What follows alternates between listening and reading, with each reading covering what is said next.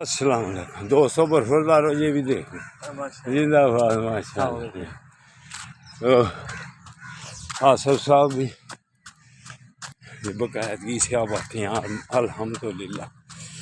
तो आप भी आ जाएं अगर सेहत ठीक रखनी है, बीमारियों से बचना है तो फिर ये देखो जॉगिंग कर रही है। जो पार्क में आएगा स्मार्ट भी हो जाएगा और सेहतमंद भी रहेगा।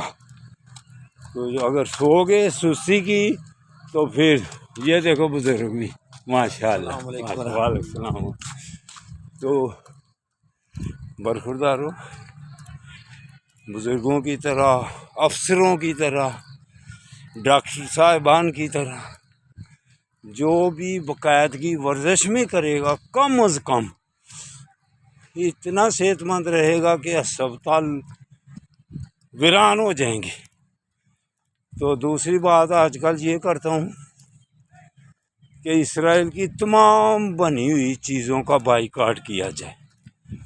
पेट्रोल पंप से पेट्रोल उनके डलवाना बंद कर दें। KFC, लेज़ वगैरह ये सब बॉटल जो उनकी हैं, Coke, Pepsi, Mirinda, Phanta, 7 up, वो मुसलमानों पर बमबारी कर रहे हैं हमारे पैसों से।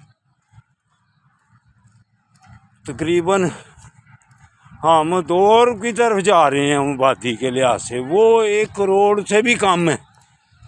तो पूरे मुसलमानों को यरगमाल बनाया हुआ है और फ़लस्तीन वालों पर, बच्चों पर, औरतों पर, बूढ़ों पर, जवानों पर बमबारी कर रहे हैं। तो हम उनकी चीज़ें इस्तेमाल कर कर के उनका पैसा बना रहे हैं। तो वो हम के ऊपर ही हमारा पैसा हमारे ऊपर बमबारी से वापस लौटा रहे हैं। तो क्या आपका ज़मीर गवारा करता है कि आप उनकी चीज़ों को इस्तेमाल कर कर के उनके पैसे बनाई जाएं और वो फ़लस्तीन वालों पर बमबारी करते जाएं?